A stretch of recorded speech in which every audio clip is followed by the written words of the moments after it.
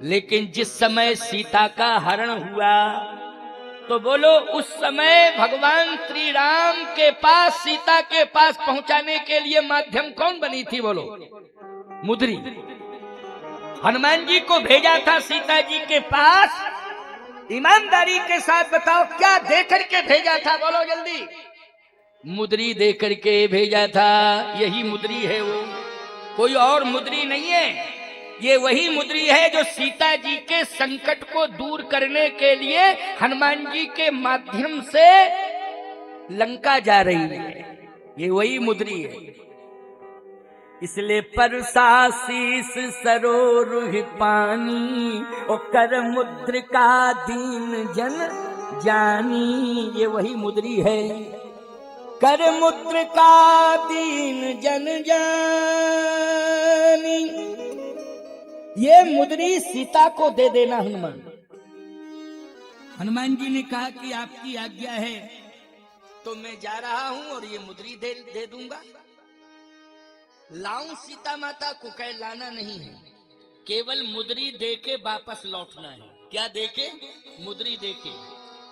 आपको गजब की बात बता रहा हूं, हनुमान जी यद्यपि ये प्रसंग सुंदर कांड का है, लेकिन प्रमाण देने के लिए आधार के रूप में, क्योंकि मुद्री का प्रमाण दे रहा हूं। और ये मुद्री आज राम जी के पास आ गई है गंगा के तट पर। और राम जी ने जब केवट में कहा था ये संकट मोचन बनेगी मुद्री, तो आज ये मुद्री संकट मोचन ही बन रही है। प्रभु राम ने सीता के ऊपर संकट आया तो सीता के संकट को दूर करने के लिए लंका मुद्री भेजी है। परसासीस सरोरुह पानी, ओ कर मुद्रिका दीन जन जानी। बहु प्रकार सीतहि समझायूं, ओ कही बल बिरह बेग तुम आयो। हनुमान ये मुद्री सीता को देना और हमारे बल विरह की चर्चा करके तुम वापस लौटाना। तो सीता माता के पास कौन रहेगी? ये मुद्री रहेगी और ये संकट को दूर करेगी, ये धैर्य बंधाएगी, सीता के लिए सहारा बन जाएगी। हनुमान जी ने कहा आपकी आज्ञा शिरोधारी है। प्रभु मुद्रिका मेल मुख माही, और जलदि लांग गए अचरज नाई। दुर्गम काज जगत के जेते, सुगम अनुग्रह तुम रे तेते। आज हनुमान जी ने उसी मुद्री को मुख में रख लिया और एक छलांग लगाई, समुद्र के उस पार पहुंच गए। सोचो जरा, विचार करो, समुद्र के उस पार ये मुद्री ले गई। क्यों भाई ले गई कि नहीं? कौन ले गई है? मुद्री। मुद्री ने समुद्र पार करा दिया। मुद्री की एक और विशेषता थी, याद रखना, उसमें मणि तो थी, लेकिन उस मणि में राम जी का नाम लिखा हुआ था।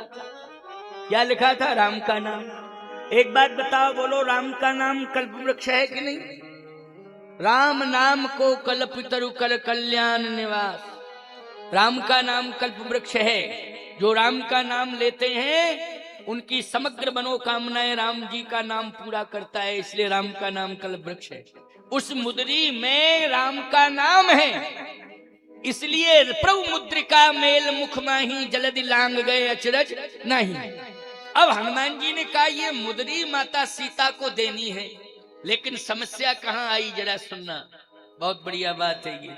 समस्या उस समय आई जब हनुमान जी विचार करने लगे कि मुद्री तो हम तब दें जब सीता माता मिले, तब मुद्री दें। अभी तो यहाँ सीता माता है ही नहीं, मिल ही नहीं रही है, कहाँ है कहाँ नहीं है कुछ पता ही नहीं। जहां जहां हनुमान जी महाराज ने खोजा लंका में, सीता जी वहां नहीं मिली। अच्छा, आप कहोगे महाराज कहां कहां खोजा? मंदिर मंदिर प्रतिकर शोधा। अच्छा बोलो, सीता जी तुम्हें कहां मिलेंगी? महलों में मिलेंगी कि मंदिर में मिलेंगी? जल्दी बोलो, सीता जी कहां मिलेंगी? मंदिर में कि महलों में? मंदिर में मिलेंगी। तो मंदिर मंदिर प्रतिकर शोधा, लेकिन सीता जी मंदिर में नहीं मिली। देखे जहां तहें अगणित जोधा। बड़े बड़े राक्षस मिले मंदिरों में, सीता जी नहीं मिली। हनुमान जी ने कहा इन मंदिरों के ऊपर भी कब्जा कर लिया है राक्षसों ने, शराब का अड्डा बना दिया है मंदिर को। आहा, थोड़ा सा आगे हनुमान जी बढ़े।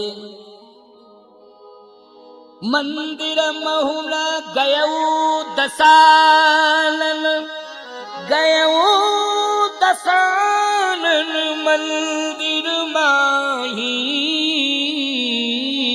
अति विचित्र कही जात सुनाई, सैन किए देखा कपिते ही, ओ मंदिर महु न दीख बैदेही, मंदिर महु न दीख बैदेही। दशानन सो रहा है, उसकी पत्नी परम सुंदरी नारी ललामा वो भी सो रही है। हनुमान जी ने कहा कि सीता माता सो नहीं रही होंगी, वो तो रो रही होंगी। क्यों भाई? 14 महीना सीता जी सोई नहीं लंका में, रोई हैं। एक दिन भी नहीं सोई, एक दिन की बात छोड़ो, एक मिनट एक पल नहीं सोई। हनुमान जी ने कहा ये तो घर्राटा मार के सो रही है, ये राक्षसी है। मेरी मां महलों में नहीं रह सकती है, मेरी मां के पास कोई पुरुष नहीं हो सकता है। बोलो, यदि मेरी मां के पास कोई होगा तो पुरुष नहीं, वो परम पुरुष होगा, वो प्रभु राम है और कोई दूसरा नहीं है। बोलो परम पुरुष कौन है? जल्दी बोलो, प्रभु राम है। लेकिन ये तो राक्षसी है, ये मेरी मां नहीं हो सकती है। और हनुमान, लंका में तुझे कहीं भी मां दिखाई देगी तो रोते हुए दिखाई देगी, सोते हुए दिखाई नहीं देगी। तो रो रही होंगी। हनुमान जी थोड़ा सा आगे बढ़े। भवन एक पुनि दीख सुहावा, हरि मंदिर तह भिन्न बनावा, रामायुध अंकित ग्रह शोभा वर्णि न जाए, नव तुलसी का वृंद तह देख हरस कपिराय। हनुमान जी ने कहा जहां तुलसी है, विष्णु प्रिया है, वहीं हरि प्रिया है, वहीं राम प्रिया है। विष्णु प्रिया कौन है? तुलसी। हरि प्रिया कौन है? तुलसी। और राम प्रिया कौन है? सीता। हनुमान जी ने कहा कि यहाँ पर तुलसी है, इसलिए विश्वास है कि यहाँ पर मेरी मां होगी। लेकिन वहां भी सीता जी नहीं मिली। हनुमान जी ने कहा यहाँ तो तुलसी मैया का दर्शन हो गया, लेकिन सीता मैया का दर्शन नहीं हो रहा है। कारण क्या है? हे प्रभु, मैं बहुत खोज रहा हूं, लेकिन तुलसी मैया तो मुझे मिल गई हैं, लेकिन सीता मैया नहीं मिली। जैसे हनुमान जी महाराज इस प्रकार से बोल ही रहे थे तो विभीषण जी के कान में आवाज पहुंची कि कोई सीता मैया, तुलसी मैया, सीता मैया, तुलसी मैया की चर्चा कर रहा है। और लंका में कोई सीता को मैया कहे और तुलसी को मैया कहे, निश्चित रूप से वो राक्षस नहीं, देवता है। क्यों भैया? बोलो, लंका में तुलसी को मैया कहे, सीता को मैया कहे, वो बोलो देवता ही होगा कि नहीं होगा? कौन होगा? देवता ही होगा। याद रखना।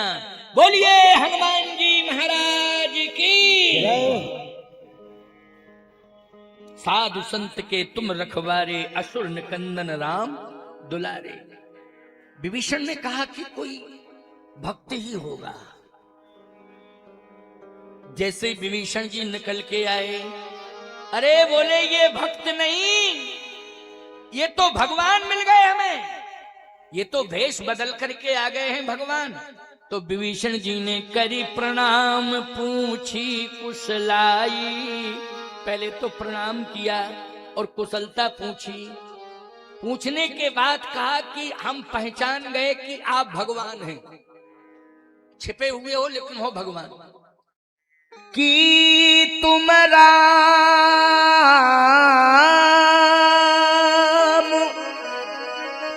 कि तुम राम दीन अनुरागी, आयु मोह शरण बड़ भागी। मैंने जो भजन किया है उस भजन के प्रभाव से प्रभावित होकर के आप भेष बदल कर आ गए हैं, लेकिन निश्चित रूप से आप राम हैं। हनुमान जी ने कहा नहीं, मैं राम नहीं हूं। तो विभीषण जी ने कहा आप राम के दास हैं कि तुम हरिदासन मह कोई, ओ मोरे हृदय प्रीति यस होई। यदि आप राम नहीं हैं तो राम के दास हैं। हनुमान जी ने कहा कि मैं राम का दास भी नहीं हूं।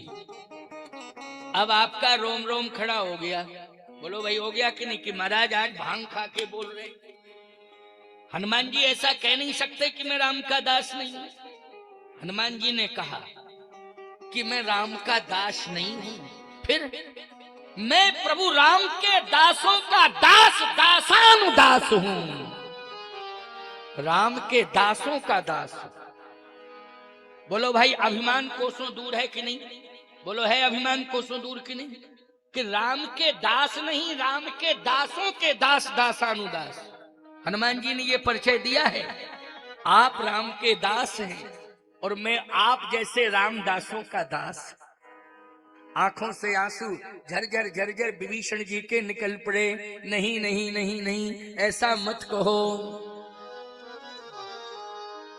हनुमान जी ने पूरा परिचय दिया, पूरी बात सुनाई कि मैं प्रभु के चरणों की सेवा में रहता हूं। विभीषण जी ने कहा कि सही बात तो यह है कि आपको प्रभु ने भेजा है मेरे पास।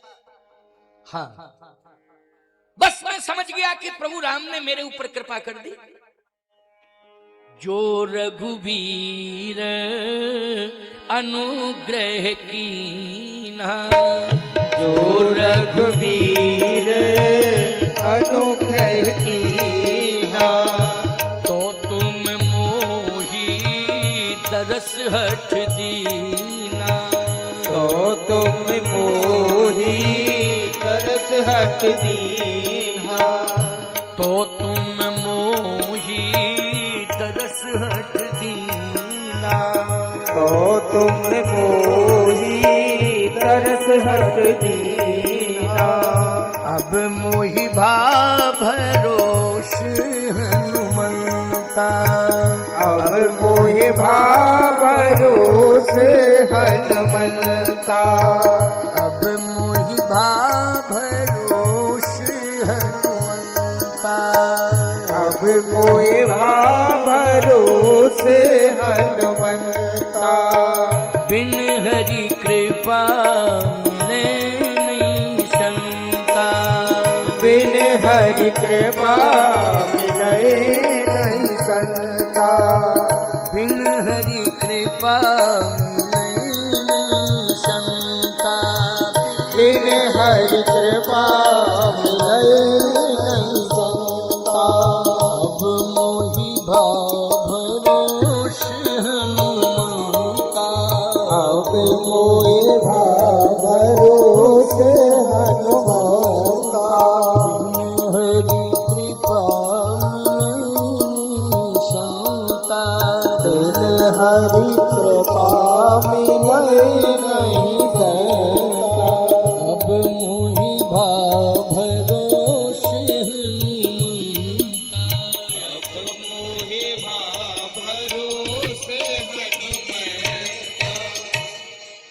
अब विश्वास हो गया मुझे कि भगवान की कृपा हो गई। हनुमान जी ने कहा कि आपने मुझे भाई कह करके संबोधित किया। अब मोहि भाव भरोस हनुमंता, बिन हरि कृपा मिले नहीं संता। हनुमान जी ने भी कह दिया कि वास्तव में आपके ऊपर कृपा जानकी मैया की हुई और मेरे ऊपर कृपा प्रभु राम की हुई। लेकिन अब थोड़ा सा सहयोग कर दो, तुम मेरे भाई बन गए हो। तब हनुमंत कहा सुन भ्राता, भाई बन गए हो। तब हनुमंत कहा सुन भ्राता, देखी चहूं जानकी माता। जानकी मैया का दर्शन मुझे नहीं मिला है, इसलिए आप मुझे जानकी मां से मिला दो। और आपको विभीषण जी ने कहा कि प्रभु राम का दर्शन मिल गया है। तो हनुमान जी ने कहा कमी तो मेरे जीवन में रह गई ना, जानकी मैया का दर्शन नहीं मिला। आपको मिल गया है जानकी मैया का दर्शन, लेकिन प्रभु राम का नहीं मिला, तो कमी दोनों में है।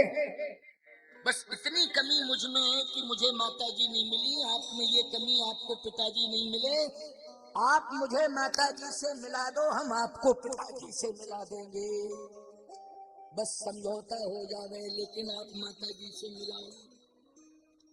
विभीषण जी ने कहा कि मेरे पास सामर्थ्य नहीं है, लेकिन ईमानदारी से बताओ मुद्री में सामर्थ्य है कि नहीं, जल्दी बोलो। बस चर्चा वही मुद्री का उदाहरण दे रहा हूँ। इसलिए आज ये मुद्री जो है कहां से कहां पहुंच गई।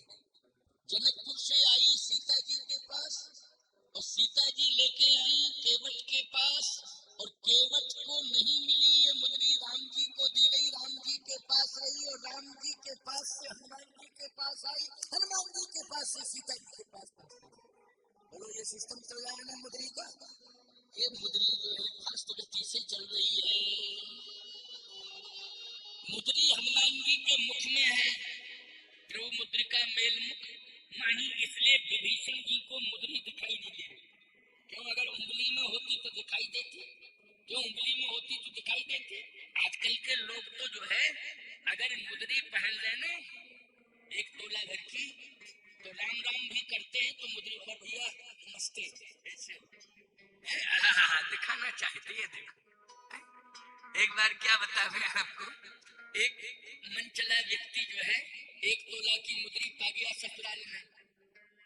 कभी सोना देखा ही नहीं था, लेकिन चलो किसी तरह से उसको सोना ससुराल में इकट्ठा करके ससुराल वालों ने एक मुद्री पहना दी। अब वहां से चला, सबको मुद्री दिखावे, कोई मुद्री के बारे में पूछे ही नहीं सबको। और भैया ठीक हो, कैसे हुआ, लेकिन कोई ना कहे ये मुद्री कहाँ से आई, कब मिली, कैसी क्या। अब बड़ा परेशान, कोई मुद्री की बातें नहीं कर रहा है, कोई मुद्री के बारे में नहीं पूछ रहा है। एक हलवाई की दुकान पर बैठ गया, पहुंच गया, मिठाई नहीं खरीदनी थी, हलवाई की दुकान पर पहुंचा। हलवाई की पत्नी मोटी ताजी मिठाई तोड़ रही थी, लेकिन जानते हो उसने मिठाई को नहीं लेना था, मुद्री दिखानी थी। तो कहता है रसगुल्ला क्या भाव है, उसने कहा 200 रुपया किलो। अच्छा अच्छा, ये रबड़ी क्या भाव है, उसने कहा 250 रुपया किलो। अच्छा, ये लड्डू क्या भाव। वो समझ गई कि इसको खरीदना कुछ नहीं है, ये मुद्री दिखाता फिर रहा है अपनी ऐसे। तो उसने कहा तुम्हें लेना क्या है। अरे कहा लड्डू क्या भाव है। तो उसने आओ न ताव देखा, बाजू बंद था उसका 5 तोले का। उसने कहा रसगुल्ला 300 रुपया किलो, रबड़ी 250 रुपया किलो, और रसमलाई 500 रुपया किलो। बोल तुझे क्या खरीदना है। भागा ही चला गया। ये तो 5-10 तोला बाजूई में बांधे फिर रही है, हैं? ये क्या हम 1 तोले की अंगूठी दिखाते फिर रहे हैं। इसलिए ध्यान से मेरी बात को सुनना। हनुमान जी की मुद्री को कोई देख नहीं पा रहा है। अच्छा, सीता जी ने जब राम जी को मुद्री दी तो केवट ने नहीं देख पाई। बोलो देख पाई। जब राम जी ने हनुमान जी को मुद्री दी तो किसी बंदर ने नहीं देख पाई। और वो मुद्री प्रभु मुद्रिका मेल मुख माही, जल्दी लांग गए अचरज नाही। वो मुद्री हनुमान जी के मुख में रही तो विभीषण जी भी मुद्री नहीं देख पाए। लेकिन ये मुद्री का चमत्कार है। विभीषण जी ने मना कर दिया कि मुझ में ये सामर्थ्य नहीं है, मैं नहीं पहुंचा पाऊंगा। क्यों? इसलिए क्योंकि जिस वाटिका में, अशोक वाटिका में सीता माता रहती हैं, वहां केवल मात्र महिलाओं का प्रवेश है, पुरुषों का नहीं। इसलिए मैं तो जा ही नहीं सकता हूं, और आप भी नहीं जा सकते हो, क्योंकि हनुमान जी विप्र वेश में गए थे। किस वेश में गए थे? विप्र वेश में। आप भी नहीं जा पाओगे। आप कोशिश करोगे लेकिन जा नहीं पाओगे, क्योंकि वहां बोर्ड लगा हुआ है, नियम का उल्लंघन मत करना, नहीं रावण कठोर से कठोर सजा देता है। हनुमान जी बोले एक बात बताओ, पुरुष का प्रवेश वर्जित है, लेकिन बंदर का। रावण ने क्या ये लिख रखा है कि बंदर भी नहीं प्रवेश करेगा? विभीषण जी ने कहा कि बंदर के लिए तो कोई रोक टोक नहीं है। अच्छा एक बात बताओ, अगर जज के घर में बंदर घुस जाए तो कौन सी धारा में अपराध सिद्ध होगा? जल्दी बोलो भाई, क्या सजा सुनाएगा बंदर को? बंदर स्वतंत्र है, चाहे वृक्ष की डाली पर चढ़ जाए, चाहे किसी के मकान में घुस जाए, चाहे किसी की दुकान में घुस जाए, और चाहे किसी के कमरे में घुस जाए, और चाहे वो पांडाल के अंदर घुस जाए। बोलो है स्वतंत्र कि नहीं? पूरी तरह से स्वतंत्र है। एक बार तो हम आपको क्या बतावें, हम चित्रकूट में अपने भवन जो हमारा स्पेशल है उसके बाहर बैठक है, वहां बैठक में हम बैठे थे।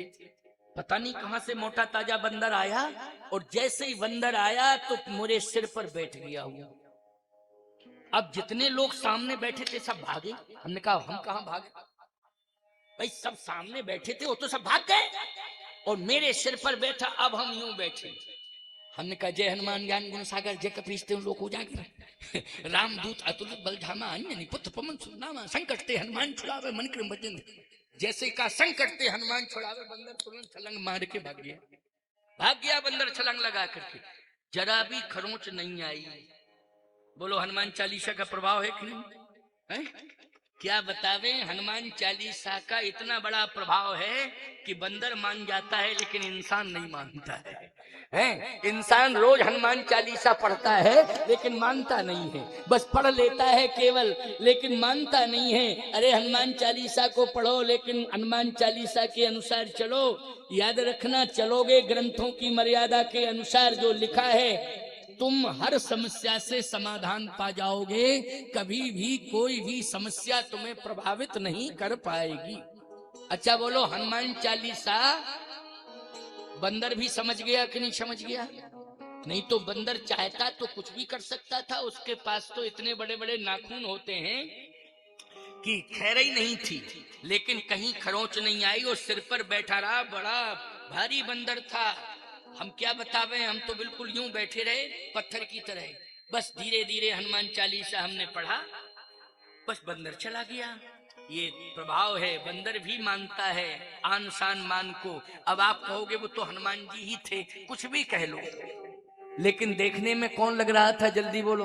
बंदर। और एक ही बंदर नहीं, वहां तो बहुत बंदर हैं। तो विभीषण जी ने कहा कि बंदर के लिए कोई रोक टोक नहीं। लेकिन मैं आपको एक बात बताऊं, हनुमान जी बंदर बनकर के प्रवेश किए और हनुमान जी ने छलांग लगाई तो उस वृक्ष की डाली पर भी बैठ गए जिसके नीचे सीता जी बैठी थी। लेकिन हनुमान जी किम कर्तव्य विमूढ़ हैं कि सीता जी का दुख कैसे दूर करें। लेकिन सीता जी का दुख अगर दूर किया है तो मुद्री ने किया है। कैसे? कपि कर हृदय विचार दीन मुद्रिका डार तब।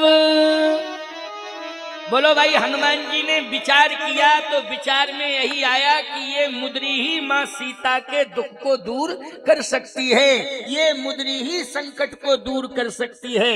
इसलिए हनुमान जी ने क्या डाला? बोलो भाई, मुद्रिका डाली है।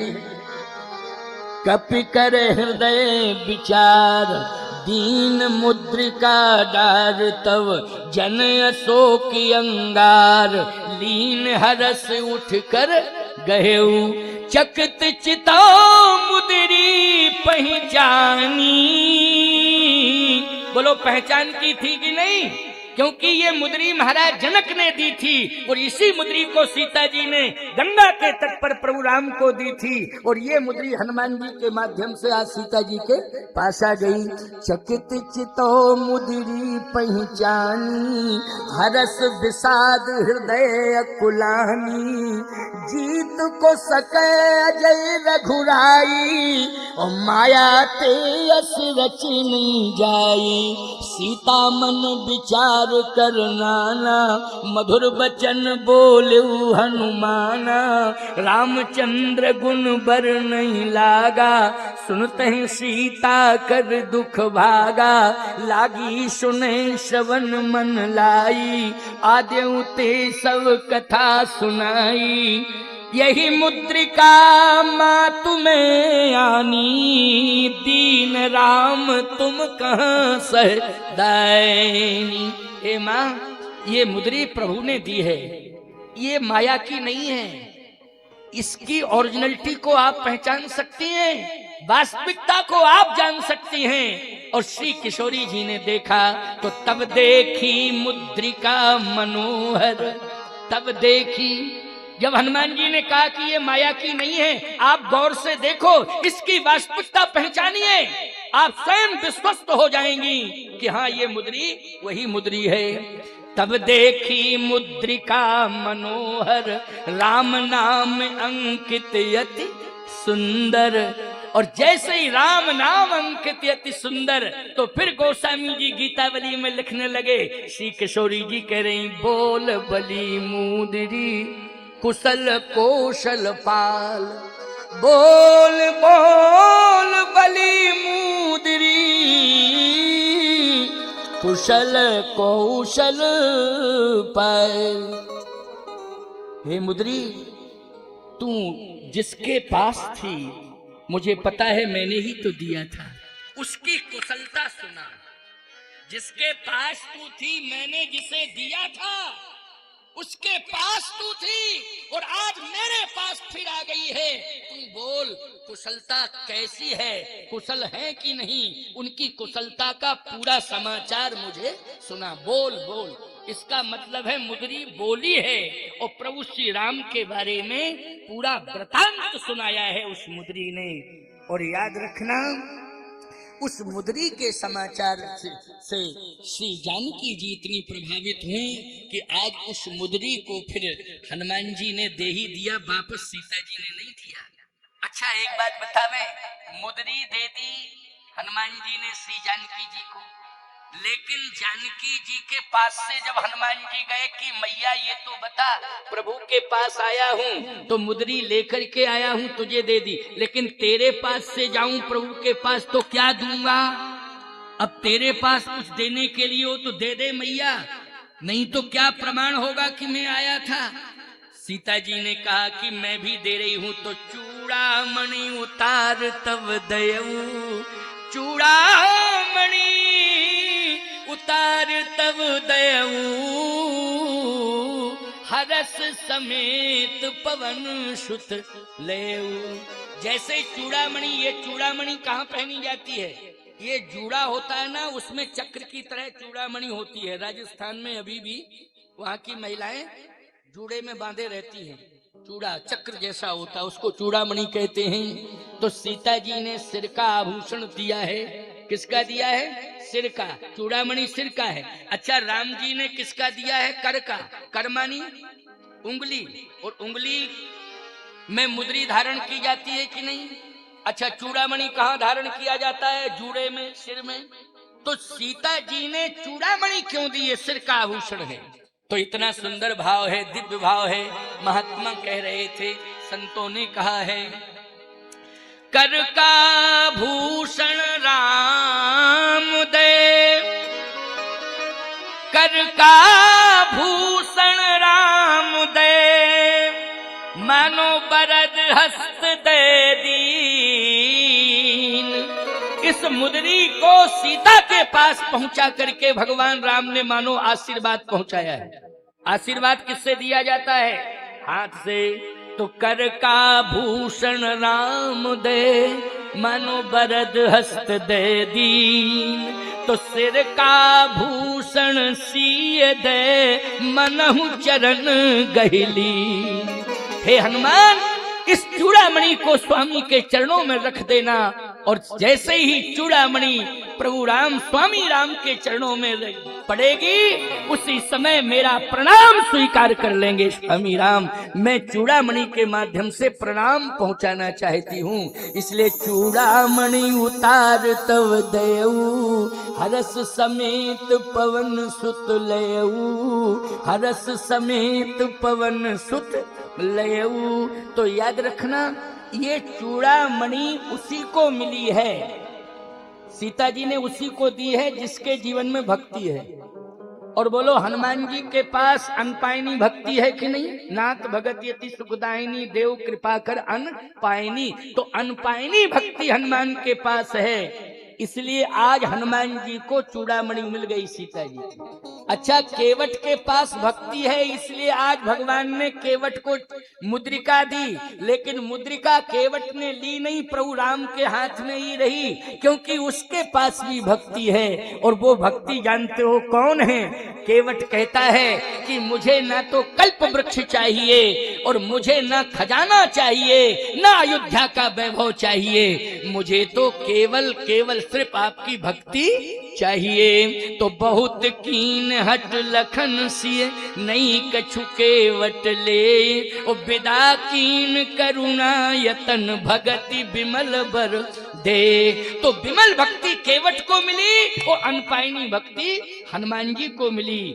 चूड़ामणि के माध्यम से अनपायनी भक्ति हनुमान जी को मिल गई और मुद्री के माध्यम से, मुद्रिका के माध्यम से विमल भक्ति केवट को मिल गई। बोलिए भक्तवत्सल भगवान की जय।